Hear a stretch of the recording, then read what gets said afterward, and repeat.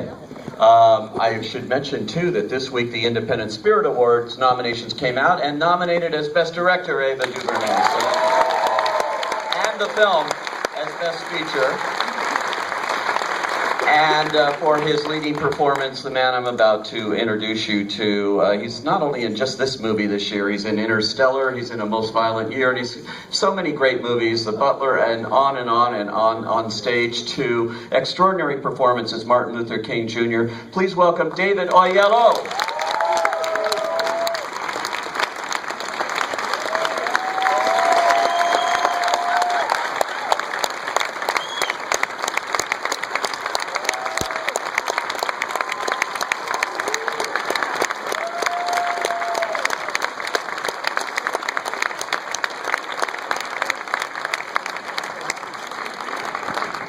They liked it. They liked you.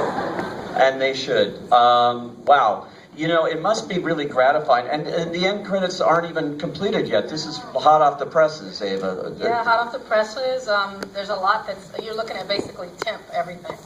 So yeah, when you see it on December 25th in theaters, it'll be pristine. Well, it looks great, and it's been a long, long journey, I know, to get to this moment. David, let me start with you on that, because even before Ava came into it, and you had something to do with that, I think, too. You both worked together on Middle of Nowhere. But can you talk about how long this journey's been for you to bring this to the screen, and why you wanted to do it?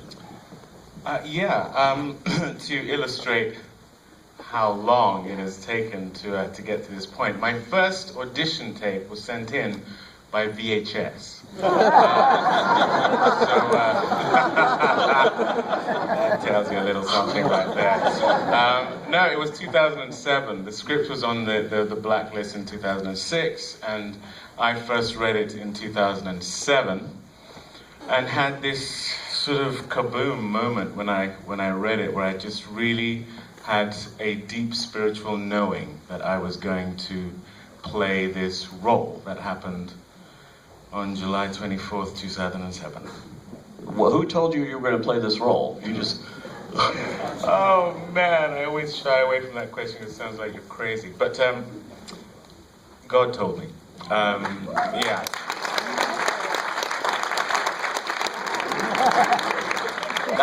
That's a hell of a casting director. Unfortunately for me, the director at the time didn't agree with the great casting director.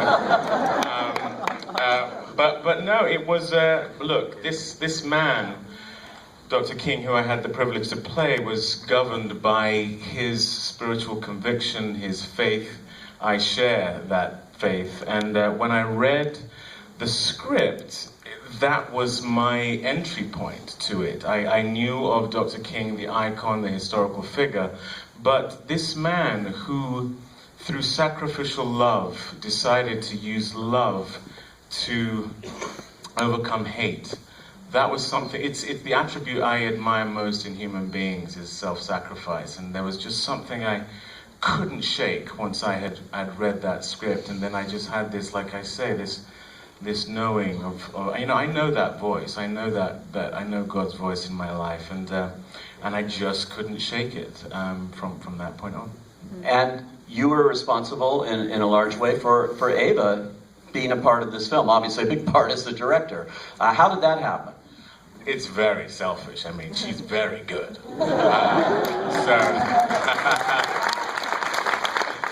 No, what happened is in the interim, after the first director moved on, a couple of other directors came and went, and then in 2010, Lee Daniels took up the project, and again, we just couldn't seem to get this thing off the ground. I did The Paperboy and the Butler with him in the meantime, and he felt he had done his civil rights movie, but in the interim, I had done a film with Ava called Middle of Nowhere. And if anyone wants to doubt the divine in this whole thing, I sat down next to a guy on a plane who was watching me on an iPad in a show I had done called MI5 in the UK, and he was the one person who saw it, my friend, my dad. Oh dear. But yeah. So he literally turned to me on the plane and said, "Is this you I'm watching on my iPad?" And I went, "It actually is." And he said, "So tell me, is it a good idea to put money into movies?" I was like, "Well, that's a loaded question, my friend. What are we talking about here?" He said, "A friend of mine asked me to put $50,000 into this movie, and And I said, "Well, what is it?" He started to talk to me about it. Talked to me about Ava. I had seen Ava on CNN a few days earlier talking about another film she'd done, I Will Follow, and she had done the distribution for, she's incredible. So we then got into a conversation about that. He gave me the script. On the way back from Vancouver, I read the script. The only thing on the script was the title, your name, and the cell phone number. I literally got off the plane. I was like, "Oh, I've read your script. It's amazing." To an answer phone, because she never picks up her phone. And then the very next day, she called me up and said, do you want to do this movie? And I said, "Yes, I want to do your movie." And she said, "You were on my shortlist, but I didn't know you do small movies." I was like, "I do this kind of small movie." So we did Middle of Nowhere together, and she is so brilliant at humanity, at getting to the core of who we are as human beings. And I've worked with some great directors. I just, no one quite does it as well as she does. She's a lovely person as well. And so very selfishly, I was like, look, there's this other thing I really want to do. And I knew that in order to play King well, it has to be less about the icon and more about the man. And like I say, no one I know does it better than her. So I started lobbying for her, and they saw the light, and here we are. And the rest is history, which Ava, just an extraordinary job. I know how much you put into it, because I know that when I've talked to you before, I'm still working on it's going to be the best. You really take your time and pride in everything you do here. Now talk about when you got this project, how did you want to approach it? What did you think? There's never been a feature film made with Martin Luther King in the central role. Never. On television and stage, yes, but not here. Yes, not released in theaters, not a... which is crazy to me. That's nuts. 50 years since these events happened, and never a film with King at the center. He's always an addendum or kind of adjacent to the main action. And so, certainly, I wasn't going to be the one to make it. I make small independent films about black ladies in turmoil and trauma. I love it. That wasn't me in the movie, by the way. Just so we're clear. Yeah. And so the idea of kind of jumping into history in this way, and certainly with Dr. Martin Luther King Jr. My father is from Alabama. That for so many of us American citizens, human beings, King is an icon, but in my family he looms so large because these events happened, right where my father's from, in Montgomery. And so, could never fathom that it would fall in my lap. If you would have asked me 2 years ago if I would have ever even done this, I would have said no. But it was really David, knowing that I had a partner in this. I always knew that he was going to be able to get the king of it, just because he's an extraordinary actor, a beautiful, beautiful, exquisite artist who goes so deep. It was really, how do I frame him? What world do I put him in? And how can we kind of unwind these layers? It's a king, so he's not a statue in a speech and a holiday. Who is the man who takes out the trash, who has a little tip with his wife, who has a little ego when she's talking to another guy, all of these things that are human. And I thought if we can get to that, we'd be okay because we had him. So with those two together, I decided to jump in, and we just kind of support each other every day. Yeah, it was really beautiful. And it's amazing too, even though, as you mentioned, 50 years ago these events happened. I think it's opening wide in January, right on the... January 9th we open, and that would be just, it's right within the whole film takes place over a 3-month period. And so at the very beginning when he does his Give Us the Vote speech, it was right around that week, 50 years ago. And it seems, as we look at the headlines every day, and, I remember talking to you just before the election, talking about voting rights being challenged. All that was fought for here, is now being turned around, and all these states are trying to lessen the chance for voting, which is astounding. And also, of course, Ferguson and everything else has happened, and this has real parallels. Yeah, it's really showing that this is on a continuum. I've said before that Selma is a mirror of Ferguson, and Ferguson is a mirror of Selma. And it's time we really look in the mirror. I mean, we wear black today in solidarity for the people who are protesting around the world this decision. And so, whatever you think about it politically, I think it's about the voice of people. And we all, as Americans, have the right to speak our piece. And when we are not allowed to do that, that's when frustrations happen and tensions arise. And so, yeah, I really hope this film is a conversation starter for folk. And certainly just reminding people that nothing that we're experiencing now is new at all. The exact same thing happened. Jimmy Lee Jackson shot, a small town that's under pressure and doesn't have representation in local government and law enforcement, cracks under the pressure. People take to the streets. They try to make their voices heard. The difference between then and now is that there was, real kind of organized groups that were heading it up. And so now we're in an age where it's a little more fluid, a little more organic. You've got the online effort, the digital effort. It's no less potent, but I think we just need to find our way as to how that works and is as impactful as the groups that were fighting for change back then. So it's a thrilling time to be in. And it's a thrilling time to have this movie out in the world. We're just really excited. And David, the process that you go through as an actor to do this, obviously, you're British. You come from the theater that. British?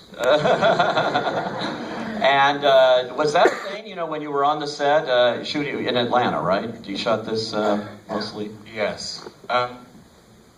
Yeah, I had the privilege. Another divine moment I had was getting to do Lincoln and getting to act opposite my acting hero, Daniel Day-Lewis. And I watched him inhabit that role and that man in a way that I have not seen anything like before in my career. Being around him was like the equivalent of being around an acting time machine. Just being in his presence, you felt transported to 1865. And it was the first time I entertained the notion of, if I got to play this role at some point, maybe I should do that. But the difference, to answer your question, is that if you go to Atlanta and you're going to play Dr. Martin Luther King, you don't want to go anywhere and say, "Hello, I'm David, I'm going to be playing Dr. Martin Luther King."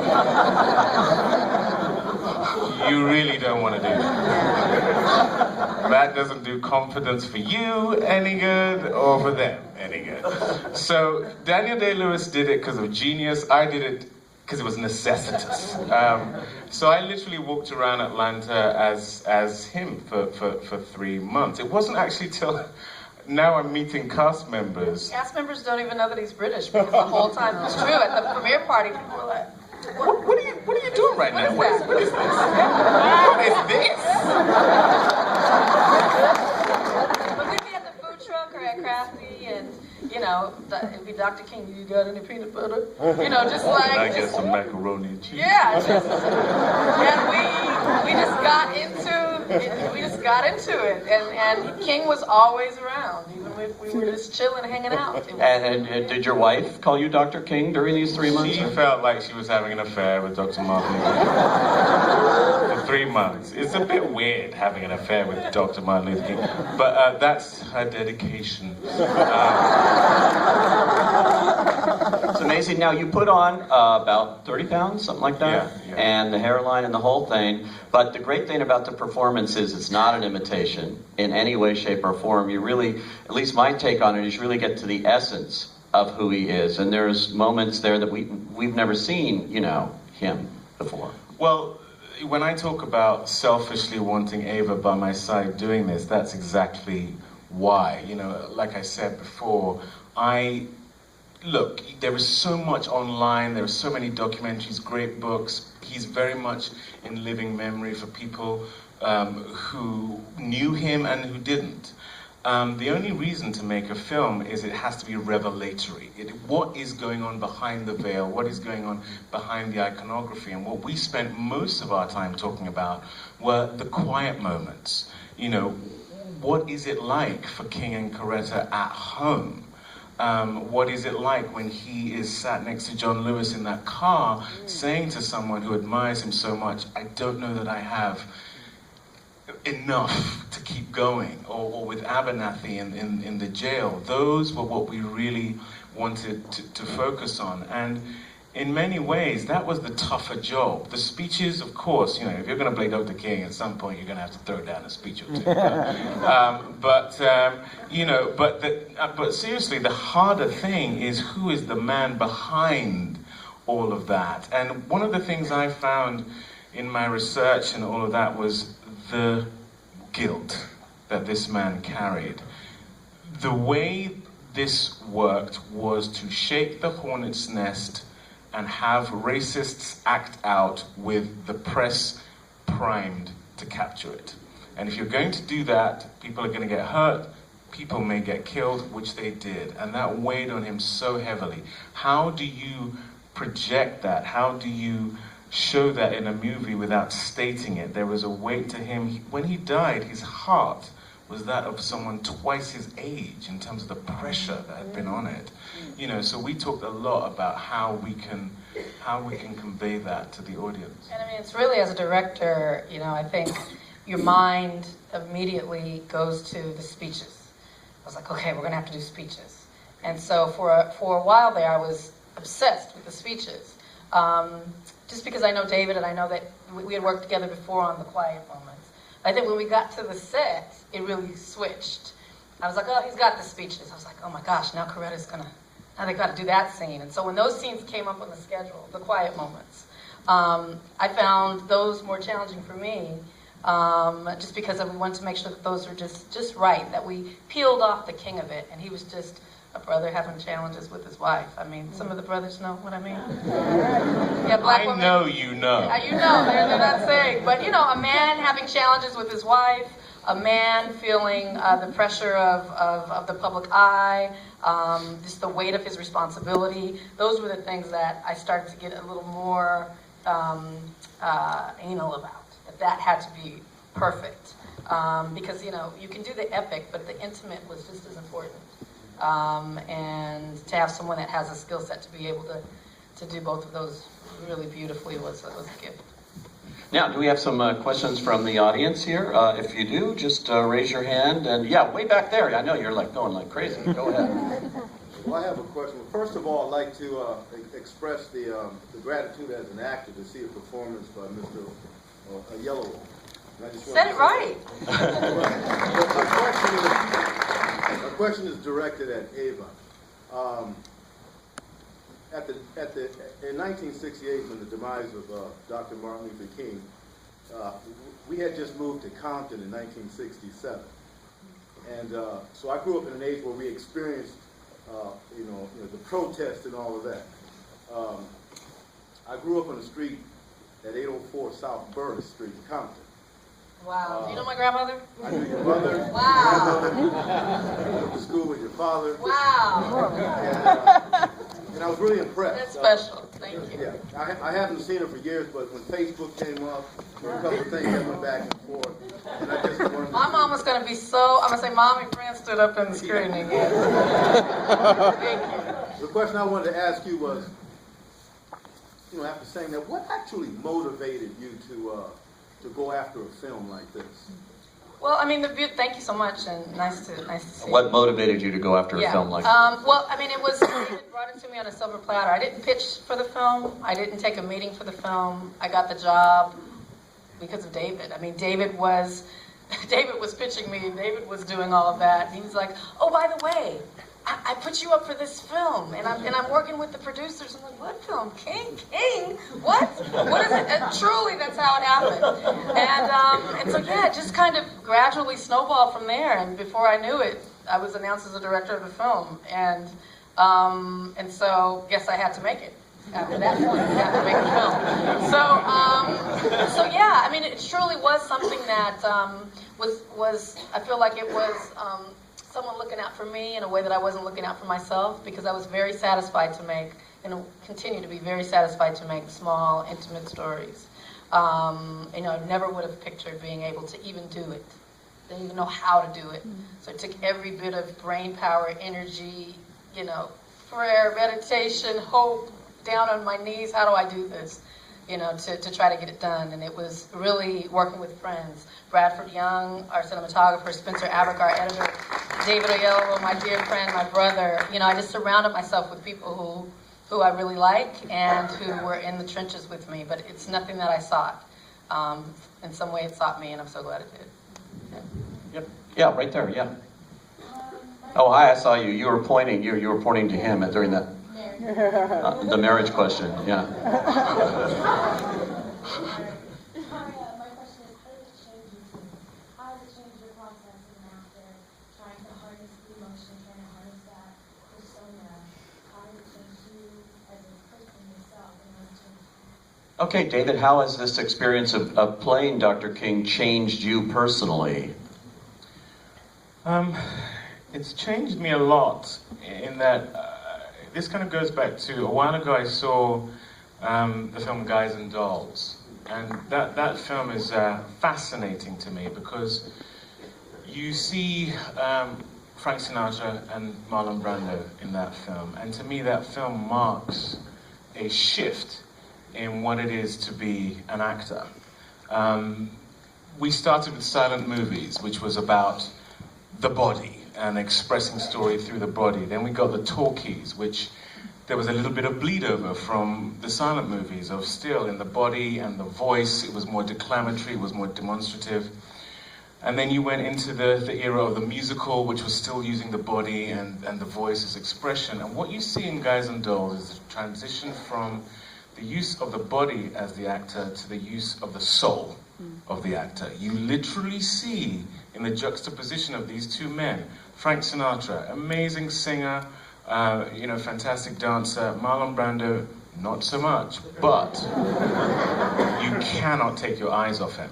You just cannot. There's some kind of engine going on in there. And I've always felt that the next frontier from the body to the soul for the art form that we call cinema is the spirit.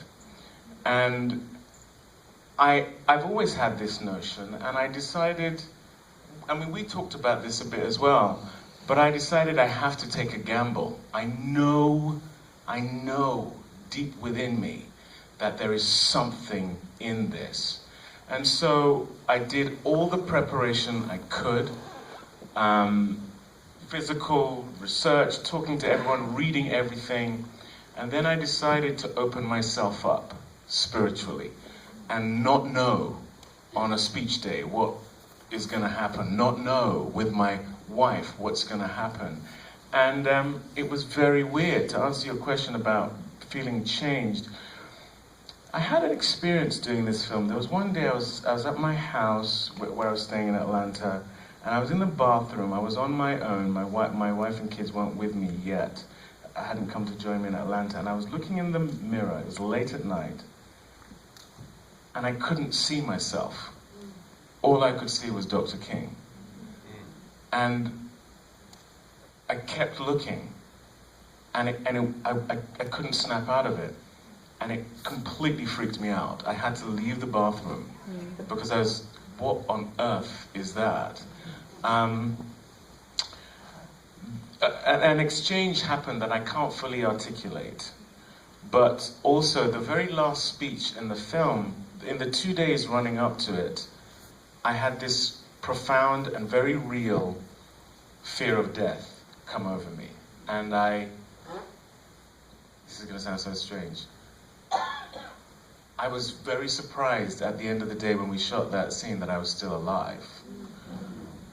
And again, I was, what is that? And I just feel like something happened that I can't fully articulate. And when I watch the film, I see things that I go, I like to think I'm a good actor, but there are things that something flowed through me that is not of me, and that's, I'm still processing that. And Ava, she also wants to know how it's changed you personally, this experience. Not something that dramatic. I wish. No, nothing that beautiful. I mean, for me, it was really, my film before this was a $200,000 film. The film before that was a $50,000 film. The film before that was a $10,000 film. Most of them I paid for on my own or got strangers to ask people on planes if they'd give me money. Don't be coming up to me at the end of this Q&A, people. Random scripts. And so just for me to know that I could do it, you know what I mean? Something that I never even wanted to do, knew I wanted to do. I never had an inkling that I'd make a film for this amount with horses and extras and tear gas and church scenes and action and cranes and bridges and 2 states and Capitol buildings. Like, huh? But how amazing was she at it, though? I'm so proud of you. I just never even knew I wanted to. Now, of course, I'm hooked. I'm like, I need some horses. So how it changed me is a newfound confidence, and in doing it, I felt so comfortable. The minute I got on and started doing it, I was like, oh, this is just like the other film that I did. It's just bigger. It's the same story. You still have to look at the actor. You still have to get to the meat of it with the actor. All that other stuff, it's literally set dressing, because you still have to get to the heart of the scene. Yeah. And so once I cracked that for myself, I was like, wow, I can probably really do anything. It's just a lesson that I had to learn, and this film taught me. Okay, yeah, right over there. Okay. Go ahead. Yeah, in watching the movie, I noticed that even though there were a number of antagonists, Wallace and the sheriff, and even to a lesser degree Johnson himself, it seems that the city of Selma was really the real antagonist, the real hurdle that he had to jump over in order to succeed and keep going and actually bring about the change that he wanted. Do you feel that consciously or maybe unconsciously that Selma is really the antagonist?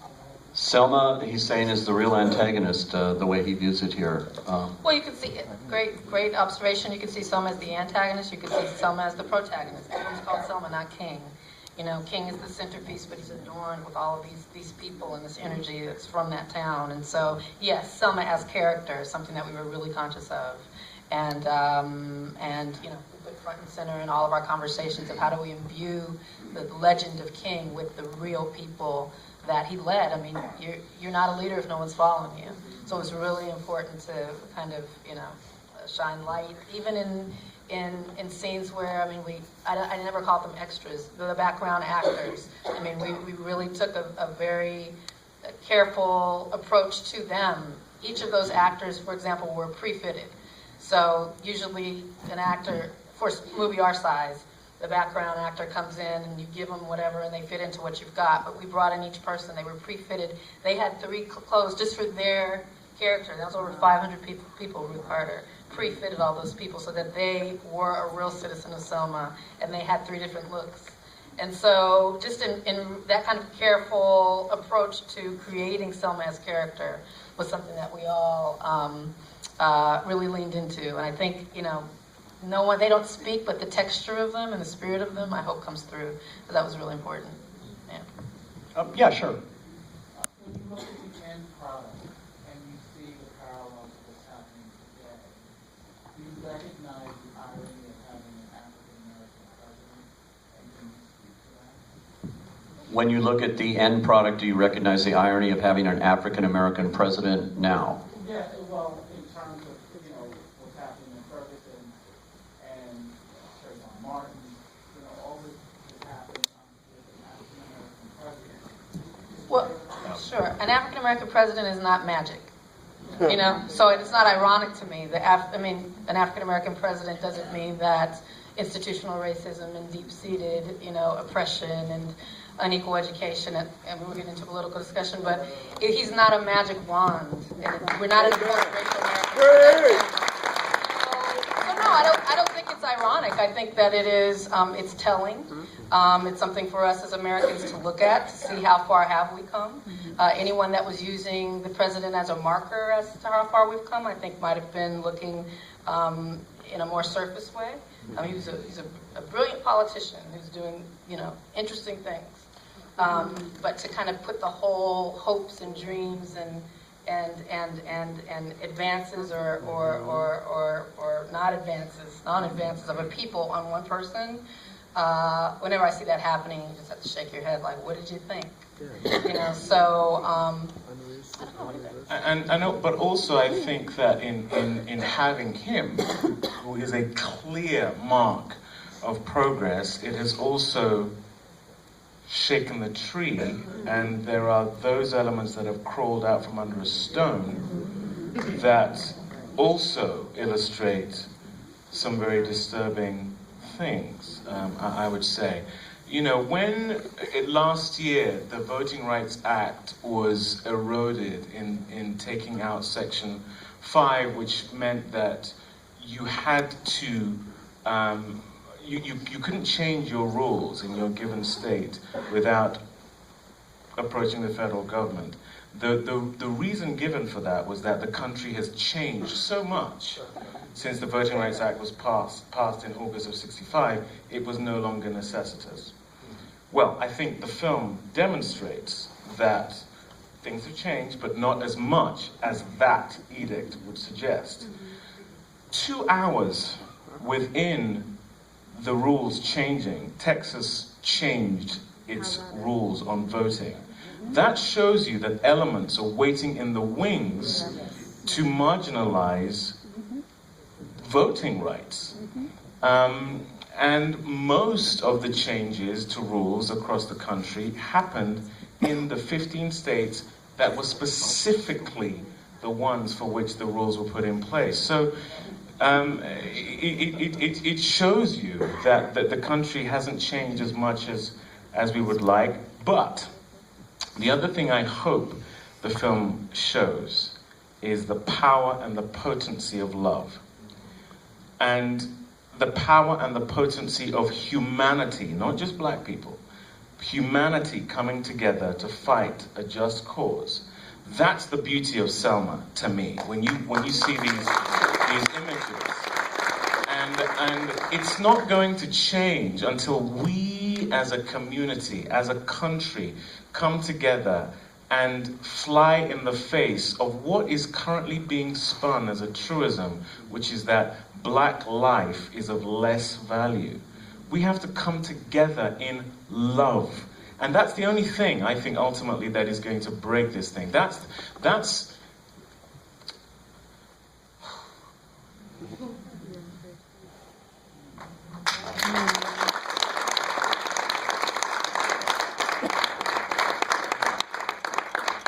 just before coming here today, a friend of mine who has a teenage son, a friend of ours, who's our makeup artist, Vonda. She has a teenage son, and she talked to me about the fact that she had to talk to her son about how to deal with the police if he's pulled over in his car. And she had to talk him through the hands on the dashboard, just do everything you can.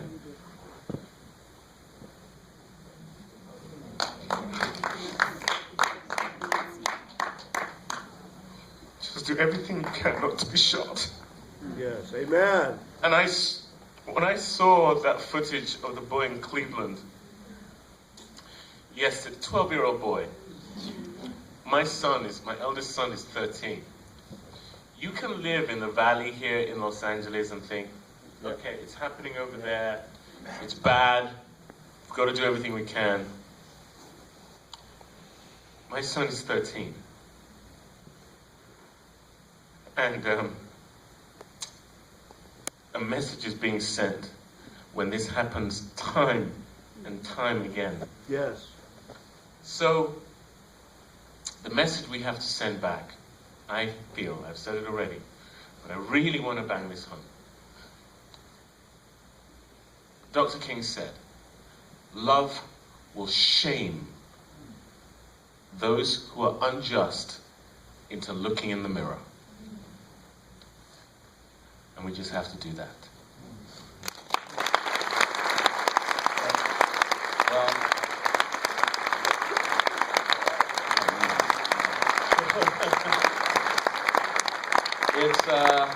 obviously, it's a powerful movie, and it's a lot of powerful feelings coming out of it. I have to congratulate both of you for bringing it to the screen and showing us Selma. Ava DuVernay, David Oyelowo.